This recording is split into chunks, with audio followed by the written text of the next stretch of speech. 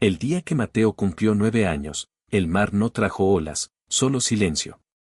Como si el océano supiera guardar secretos cuando duelen demasiado. A esa edad, él no entendía del abandono, pero sí de promesas. Y su padre le había hecho una justo una semana antes: vuelvo por ti cuando el sol toque el agua, campeón. Esa frase se quedó flotando en su mente como un ancla sin cuerda. El muelle estaba vacío aquella tarde. Las gaviotas cruzaban el cielo como flechas blancas y el viento olía a sal y despedidas.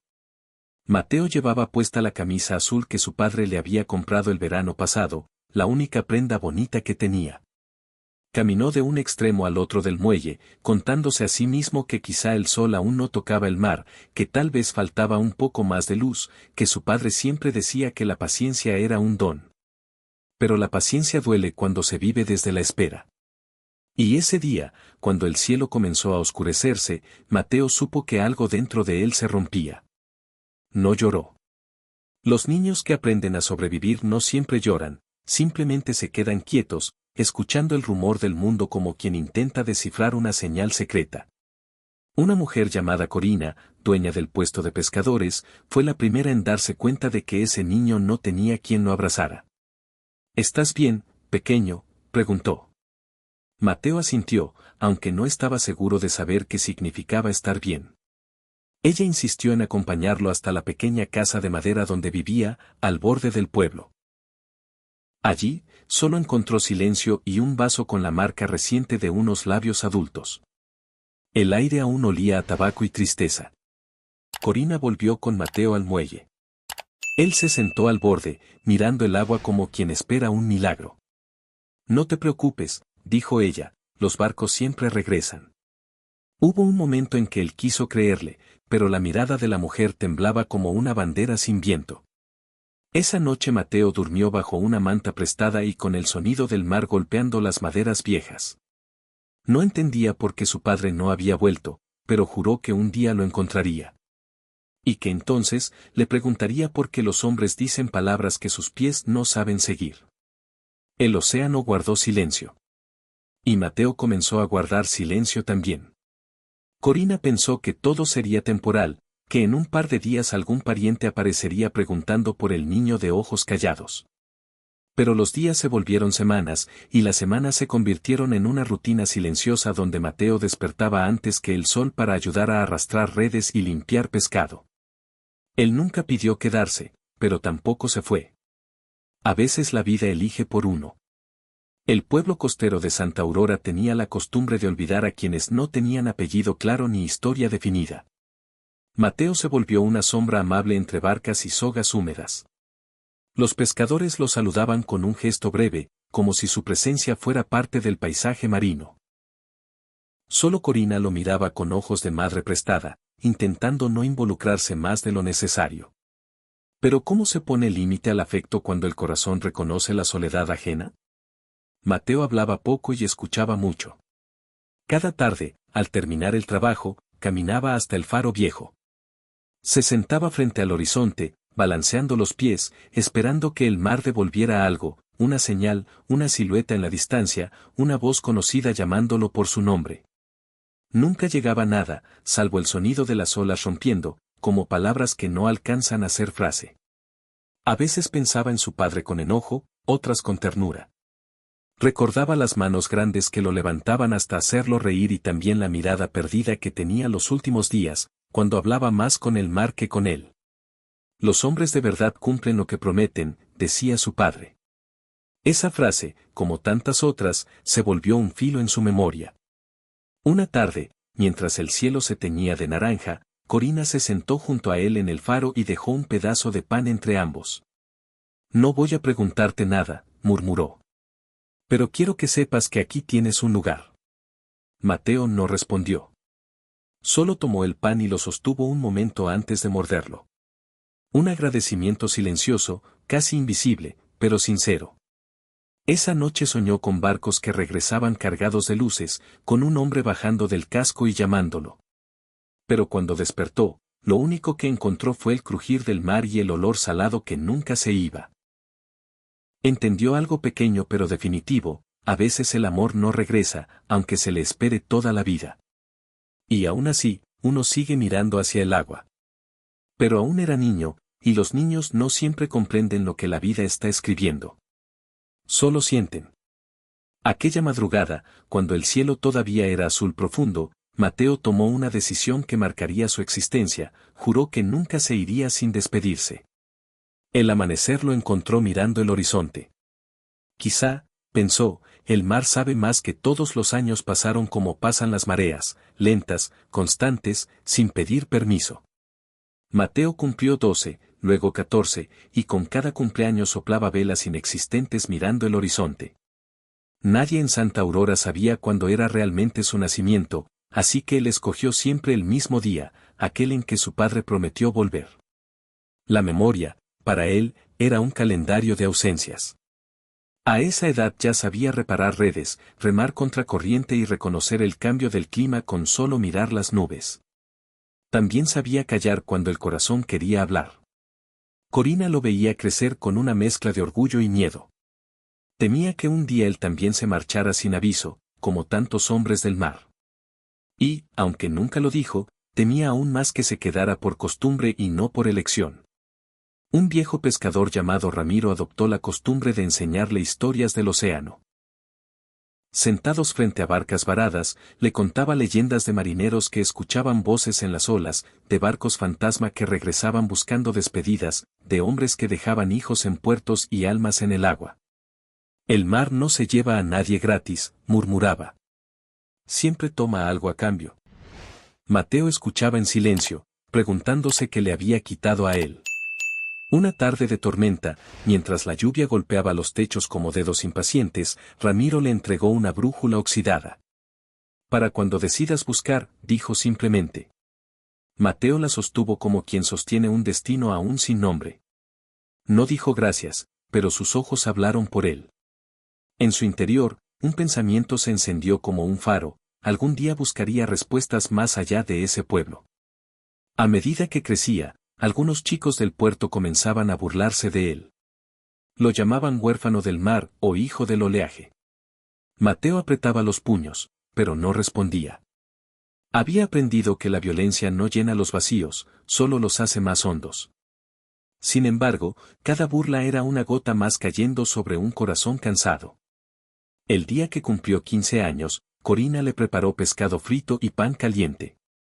No hubo fiesta, pero hubo silencio amable y un lugar en la mesa. No tienes que quedarte para siempre, le dijo ella con voz trémula. Pero si decides irte, quiero que sea porque buscas tu vida, no porque huyes de tu dolor. Mateo no respondió. Esa noche guardó la brújula bajo su almohada y entendió que estaba creciendo, aunque no supiera hacia dónde. Y aunque no lo sabía, el mar estaba a punto de devolverle la primera pieza de su historia. A veces, antes de revelar la verdad, la vida manda señales en forma de tormenta. Esa noche, mientras el viento azotaba las ventanas y el faro parpadeaba como un anciano cansado, Mateo sintió por primera vez que su espera tenía un destino. No sabía si sería alegría o ruptura, pero algo se movía en el horizonte, algo que llevaba su nombre y su historia. Y en la oscuridad, con la brújula apretada en su mano, susurró una promesa al mar: si tú no hablas, yo te encontraré la voz. La mañana siguiente amaneció con un mar inquieto, como si algo invisible removiera sus entrañas. Los pescadores murmuraban supersticiones y evitaban salir temprano. Mateo, en cambio, se sintió atraído al muelle como un imán silencioso. El aire tenía un sabor distinto, metálico, expectante. Corina lo observó desde la distancia, con esa intuición que solo tienen quienes han perdido y cuidado al mismo tiempo. A media mañana llegó un barco desconocido. No era grande, pero su casco llevaba cicatrices de viajes largos. Los hombres que descendieron tenían rostros endurecidos por el sal y ojos que habían visto demasiadas despedidas. Y entre ellos, un marinero joven se quedó observando a Mateo con una atención que rozaba lo inquietante. No dijo nada. Solo lo miró como quien reconoce una sombra de su propio pasado. Horas después, en la taberna del puerto, el murmullo habitual se interrumpió cuando aquel marinero pidió un vaso de ron y preguntó, casi en susurro, ¿quién es el chico del faro? Nadie respondió al principio. Santa Aurora protegía a los suyos, incluso a quienes no tenían apellido. Finalmente, Ramiro carraspeó. Un muchacho del pueblo, dijo, como si eso bastara. Pero el marinero insistió. Habló de rumores en otras costas, de un hombre que viajaba sin descanso buscando algo perdido, de un nombre repetido entre puertos ventosos. Mateo, murmuró. El silencio cayó como ancla en el agua. Alguien, sin querer, mencionó la historia del niño abandonado. El marinero asintió, como si piezas dispersas comenzaran a encajar dentro de él.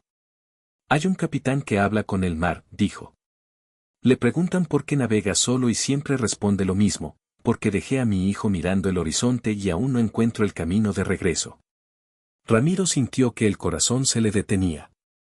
Esa noche, cuando el rumor llegó a oídos de Mateo, él no reaccionó como todos esperaban. No corrió, no gritó, no lloró. Solo se quedó mirando el mar, con las manos hundidas en los bolsillos y el alma ardiendo en silencio. ¿Era posible? ¿Era tan fácil? ¿Era tan cruel? Corina se le acercó, dejando 2 tazas de té sobre la baranda. A veces las respuestas llegan cuando ya hemos aprendido a vivir sin ellas, dijo. Pero Mateo no estaba listo para esa clase de sabiduría. Quería certezas. Quería verdad. Quería preguntar, exigir, reclamar su historia. Al caer la madrugada, el muchacho caminó hasta el faro, como siempre. Pero esta vez no buscaba consuelo, buscaba fuerza. La brújula descansaba en su mano, pesada como un destino inevitable. Si ese hombre era su padre, tendría que enfrentarlo. Necesitaba saber si la promesa rota llevaba una explicación o si simplemente era otra historia de barcos que parten y no regresan. El viento sopló con un lamento largo. Mateo cerró los ojos y, por primera vez, deseó que el mar respondiera, aunque solo fuera con una mentira amable. A veces, pensó, el silencio duele más que la verdad. Cuando abrió los ojos, el horizonte empezaba a clarear. Y en ese borde tembloroso entre noche y día, tomó su decisión, no permitiría que el destino lo encontrara sentado. Él iría a buscarlo. El puerto dormía aún cuando Mateo comenzó a caminar hacia el barco recién llegado. El cielo era un lienzo gris, y el faro lanzaba su última luz antes del alba. Cada paso pesaba como si el suelo mismo quisiera retenerlo, como si el pueblo entero supiera que ese día marcaría un antes y un después. Cuando llegó al muelle, el marinero joven estaba sentado limpiando una cuerda, como si lo estuviera esperando. Te vi ayer, dijo sin levantar la vista. Y supe que eras tú. Mateo apretó los dientes. ¿Tú quién eres?, preguntó. El hombre levantó la mirada y sus ojos tenían una tristeza vieja, como de alguien que había guardado demasiados nombres que no eran suyos. Me llamo Samuel, respondió. Y conozco la historia que buscas. El corazón de Mateo golpeó fuerte, como un tambor improvisado dentro de su pecho. ¿Dónde está? Fue todo lo que pudo decir. Samuel respiró hondo. En alta mar. No se queda mucho en tierra. Dice que la costa le recuerda promesas que no cumplió. Esas palabras cayeron como un oleaje furioso. Mateo sintió furia, dolor, esperanza, culpa, todo mezclado como espuma agitada. ¿Y por qué me buscas ahora? Samuel dudó. Porque ya no le queda tiempo. Y porque creo que un hijo merece verdad, incluso si duele. El viento sopló frío, y por un instante Mateo quiso huir, regresar al lugar seguro de la espera, donde la incertidumbre protegía más que lastimaba. Pero no podía. Su vida entera había sido un faro apuntando hacia ese momento. Me iré con ustedes, dijo. Samuel negó lentamente. No eres marinero. Y el mar cobra precio a quien entra sin preparación. Mateo lo miró fijamente. He esperado toda mi vida. Si tengo que aprender a navegar, lo haré sobre la marcha. Corina apareció sin hacer ruido, como si los pasos de las madres tuvieran otro compás. Llevaba un abrigo sobre los hombros y un nudo en la garganta. Si te vas, dijo, no vuelvas siendo otro que tú. Mateo tragó saliva. No voy por él, respondió. Voy por mí. Samuel asintió con respeto. Zarpamos al atardecer. El resto del día fue una mezcla de despedidas silenciosas y preparativos torpes.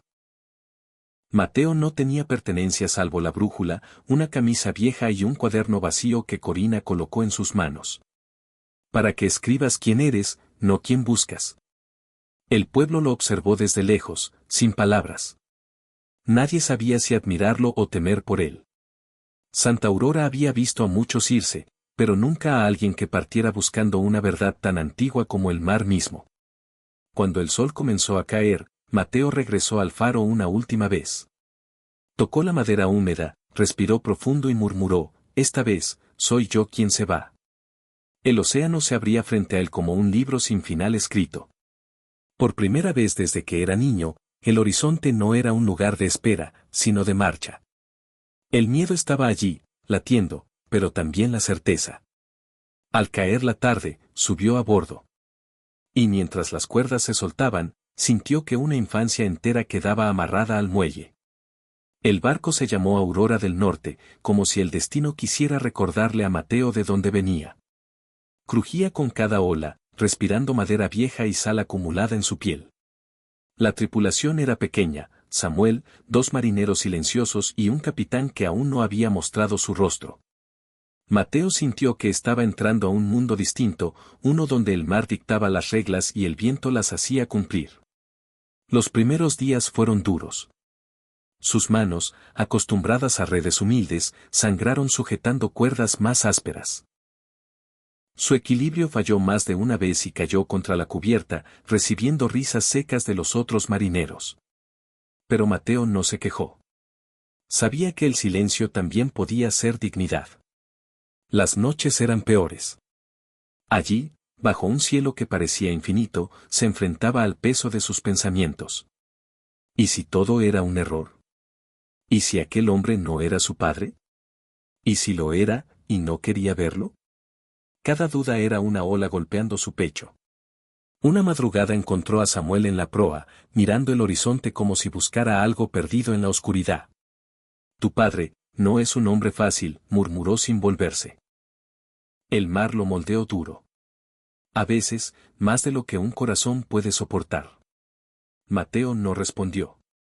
Le dolía usar esa palabra, padre. Era como pronunciar una oración rota. Pasaron semanas y el barco se adentró en aguas donde los mapas parecían invento humano. Las tormentas llegaron sin aviso, derribando jarcias y llenando el aire de espuma y rabia. Mateo aprendió a moverse entre lluvia, cuerda y miedo. No era marinero, pero la necesidad lo volvió uno. Una noche, tras una tormenta tan feroz que los hombres lloraron en silencio, el capitán finalmente salió de su cabina. No era un gigante, ni tenía el porte mítico que las historias dibujan. Era un hombre cansado, barba descuidada, ojos que habían visto demasiado. Pero cuando sus pupilas tocaron las de Mateo, algo crujió en el aire. No era reconocimiento. Era algo más hondo, un eco. El capitán no dijo su nombre. Solo pasó junto a él, rozándolo con la mirada como quien mira a un fantasma que aún no sabe si teme o desea. Mateo tragó saliva. Había imaginado ese momento toda su vida, pero nunca así, lleno de vacío, de distancia, de preguntas sin voz. Esa noche, el barco navegó en silencio, como si incluso el mar respetara el encuentro no dicho. Mateo apretó la brújula contra su pecho. No sabía si quería abrazar o gritar. El amanecer llegó lento, pintando el agua con tonos cálidos, como si intentara curar lo que la noche había abierto. No había respuestas todavía, pero había algo nuevo, presencia. El hombre existía, no era un mito. Mateo apoyó la mano sobre la baranda, sintiendo la vibración del océano. No tenía miedo del agua. Tenía miedo de las palabras que aún no habían sido pronunciadas. A veces no viajamos para encontrar a alguien. Viajamos para encontrarnos capaces de mirar a quien nos hirió sin rompernos. El capitán hablaba poco. Su voz, cuando emergía, parecía arrastrar sal y años. Mateo lo observaba desde la distancia, tratando de descifrar si en esa silueta encorvada se escondía la respuesta o la herida final. Samuel actuaba como un puente silencioso, observando, midiendo emociones con la precisión de quien sabe que un solo gesto puede encender tormentas peores que las del océano. Una tarde, mientras ajustaban velas, el capitán se acercó por primera vez. «No naciste para el mar», dijo sin mirarlo. Mateo sintió el golpe invisible. «Aprendo rápido». El hombre soltó una risa breve, casi amarga. «Aprender no es lo mismo que pertenecer». Mateo quiso responder, pero algo en esa frase lo atravesó. ¿Cuántas veces en su vida había sentido que no pertenecía a ningún lugar? Los días siguientes se llenaron de pruebas silenciosas. El capitán lo enviaba a las tareas más duras: amarrar cuerdas bajo lluvia, vigilar noches enteras sin descanso, subir al mástil cuando el viento parecía querer arrancar el cielo. No era odio. Era evaluación. Como si aquel hombre quisiera ver hasta dónde podía romperse alguien antes de convertirse en agua o acero. Una noche, mientras Mateo sostenía la brújula bajo un cielo sin estrellas, el capitán apareció detrás de él. «¿Por qué viniste?», preguntó. Mateo respiró hondo. «Para saber quién soy». El capitán chasqueó la lengua. «Saber quién eres no depende de otro hombre». «A veces sí», respondió Mateo. «A veces el nombre que falta es una herida que no deja escuchar el alma». El capitán no contestó. Solo miró la brújula, como si reconociera algo, un recuerdo que había enterrado demasiado hondo. Finalmente murmuró: «El mar no une. El mar separa para siempre lo que no tiene fuerza». Y se fue, dejando en el aire una verdad fría como la espuma al amanecer. Una mañana, el viento se detuvo por completo. El barco quedó quieto, atrapado en un océano inmóvil. Los hombres comenzaron a inquietarse. Sin viento no hay avance, sin avance no hay destino. Mateo sintió la ansiedad morderlo. ¿Y si nunca avanzaban? ¿Y si el mar había decidido que la verdad debía quedarse hundida para siempre? Fue Samuel quien rompió el silencio. «La calma antes de que algo cambie», dijo. Mateo cerró los ojos. Allí, suspendido entre mar y cielo, comprendió que no podía vivir toda su vida esperando respuestas de un hombre que tal vez no tenía nada que ofrecerle. El mar podía ser juez, pero también espejo. Y lo que veía no era un niño buscando padre, era un hombre buscando raíz. A lo lejos, el horizonte comenzó a oscurecer. Nubes pesadas, gruesas como cicatrices, avanzaban sin piedad. Una tormenta venía. Y no era una tormenta cualquiera. Era la clase de furia que no solo probaba madera, sino corazones.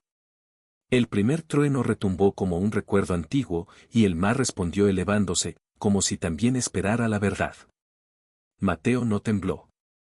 La tormenta llegó como si el cielo se hubiera quebrado en 1000 lágrimas de furia.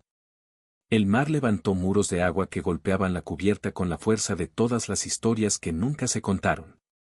Los hombres corrían, asegurando cuerdas, reforzando mástiles, pero cada ola parecía querer tragarlos. Mateo sintió como el viento le arrancaba el aliento, como la lluvia cortaba su piel como dedos de hielo. Samuel gritaba órdenes, los marineros respondían, pero el estruendo del océano devoraba cada palabra. Era imposible distinguir el ruido del trueno del golpe de los cascos chocando contra la tormenta. Todo era caos, y sin embargo, en medio de ese caos, algo parecido a claridad nacía en el pecho de Mateo. El capitán estaba en el timón, luchando con cada fibra de su cuerpo para mantener el rumbo. Su rostro empapado, sus manos tensas, su mirada fija en un horizonte que apenas existía entre sombras y espuma. No parecía un monstruo, ni un héroe. Parecía humano. Terriblemente humano. Una ola gigantesca se levantó como una bestia marina, oscureciendo el cielo un instante antes de caer. Mateo vio la amenaza, sintió el miedo romper su respiración y corrió al mástil para asegurar una cuerda suelta. No era valentía, era instinto. El impacto lo lanzó contra la madera, cortando su frente. La sangre se mezcló con el agua salada que lo rodeaba. El barco crujió como si fuera a partirse. Un marinero fue arrastrado por la borda, su grito perdido entre la espuma.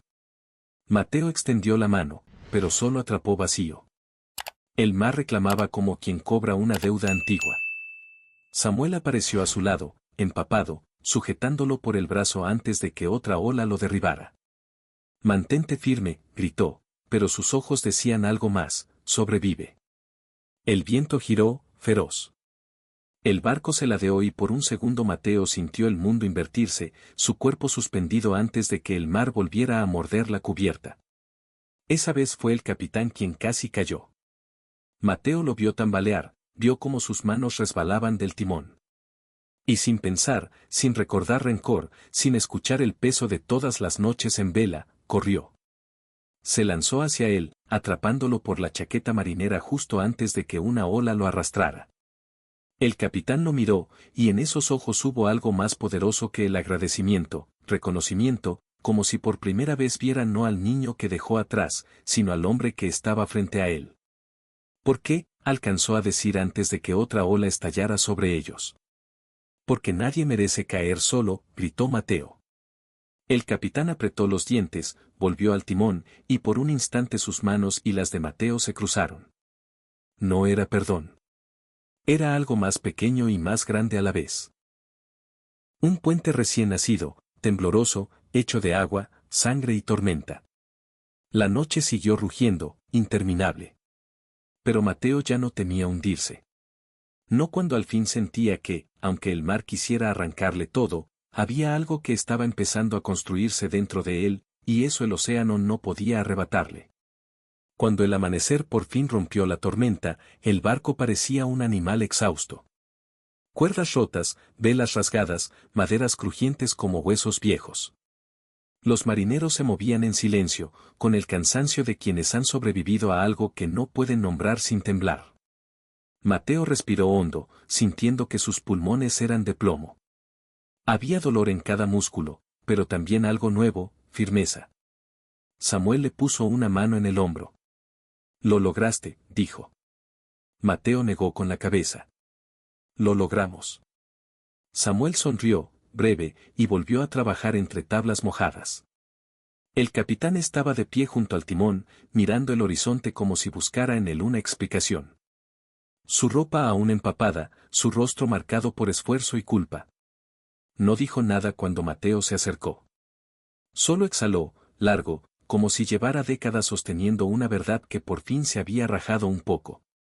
Pudiste haberme dejado caer, murmuró. Mateo observó el mar y tú pudiste haberte quedado. El capitán apretó la mandíbula. No es tan simple. Nunca lo es. Hubo un silencio espeso. No pensé que llegarías tan lejos, dijo el capitán. Mateo sostuvo la brújula entre los dedos. Yo tampoco. Era la primera vez que ambos admitían algo sin defensa. El barco no tenía viento. Flotaban suspendidos, como si el mundo contuviera el aliento. Los marineros remendaban velas, limpiaban cubierta, murmuraban oraciones. Mateo se sentó en la proa, dejando que el mar lavara su cansancio sin pedir permiso. El capitán se acercó después de un largo rato. La brújula, dijo, es mía. Mateo cerró la mano sobre el metal. La encontré. La esperaba, respondió el capitán. Entonces, sin grandilocuencia, lo dijo, no supe ser padre. Mateo no giró. No estuve, continuó el capitán, porque no sabía cómo estar. El mar era más fácil. No exigía amor, solo resistencia. Su voz se quebró apenas. Pensé que te iría mejor sin mí. Mateo tragó. No me fue mejor. Me faltó algo que no sabía nombrar. El capitán bajó la cabeza. Yo también. No hubo abrazos. No hubo discursos. Solo una verdad sostenida entre dos vidas cansadas. Torpe. Incompleta. Real. Una brisa tímida comenzó a levantar las velas. El barco volvió a respirar. Mateo alzó la vista. Tal vez la vida no entregaba respuestas completas, sino terreno firme donde atreverse a preguntar. El capitán se alejó sin mirar atrás, pero algo en su paso era distinto, menos peso, menos sombra. Mateo sintió que el mar se había vuelto menos enemigo y más espejo. No había llegado al final de su búsqueda, pero había cruzado una frontera invisible, la de dejar de ser un niño mirando el horizonte y convertirse en un hombre dispuesto a caminar hacia él. El viento, aunque débil, finalmente empujó a la aurora del norte hacia adelante. Las velas, aún húmedas, se inflaron lentamente como pulmones despertando tras un largo sueño. El mar parecía más tranquilo, como si también hubiera escuchado lo que se dijo sin gritar, lo que se aceptó sin resistencia. Durante los días siguientes, el barco avanzó con un silencio distinto, no pesado, sino lleno de cosas nuevas que estaban tomando forma. Mateo trabajó junto a los demás sin pensar demasiado, dejando que sus manos aprendieran la calma después de la guerra del agua. Sus heridas empezaron a sanar, y cada cicatriz parecía contar una verdad que antes no sabía decir. El capitán no observaba a distancia. No era vigilancia. Era reconocimiento lento, como quien mira un puerto que nunca pensó volver a ver. No hablaban, pero el silencio entre ellos había cambiado de filo, ya no cortaba, ahora construía. Una tarde, Samuel se acercó con una cuerda en la mano. ¿Sabes por qué el mar prueba a los hombres así?, preguntó. Mateo lo miró. Samuel sonrió apenas. Porque nadie merece llegar entero a una respuesta grande. Mateo sostuvo la cuerda, pensativo. Entonces tal vez estoy cerca de algo. Samuel asintió. Lo estás. Días después, tierra apareció en el horizonte. Era solo una línea al principio, pero para Mateo fue como un latido que golpeaba la piel desde dentro. No era su hogar, pero era destino. Fin de un viaje. Principio de otro. El barco aceleró con el viento cada vez más decidido, como si supiera que algo importante esperaba en la orilla. Cuando anclaron en el puerto, el capitán permaneció en la cubierta mientras los hombres descargaban cajas y redes. Mateo bajó primero, sus pies tocando tierra con la sensación extraña de volver a aprender a caminar. El puerto era modesto, con casas de madera y olor a pescado fresco, pero para él era inmenso. Era el lugar donde la decisión debía tomarse, quedarse, seguir o volver. El capitán descendió poco después. Sus pasos eran más lentos que los de Mateo, como si cada peldaño fuera una memoria. Se detuvo frente a él. No había tormenta ahora, ni mar rugiendo, ni muerte rondando. Solo dos hombres mirando un final que parecía también un comienzo. Hay cosas que no sé reparar, dijo el capitán. Pero puedo intentar no romper más. Mateo lo miró a los ojos. Ahí estaban los años perdidos, sí, pero también la posibilidad de un tiempo distinto. No quiero que repares lo viejo, respondió. Solo quiero que caminemos desde aquí. Un pequeño gesto apareció en el rostro del capitán, algo tan sutil como una ola mínima anunciando la marea. Entonces vamos despacio, dijo. Mateo asintió. Siempre se empieza así. El puerto respiró. La brisa trajo olor a algas y pan recién horneado desde alguna ventana. La vida esperaba, sencilla y abierta. Mateo guardó la brújula, no como un reclamo, sino como un símbolo de lo que había encontrado. No a un padre perfecto, sino a un hombre dispuesto a intentar. Y él, por primera vez, también estaba dispuesto.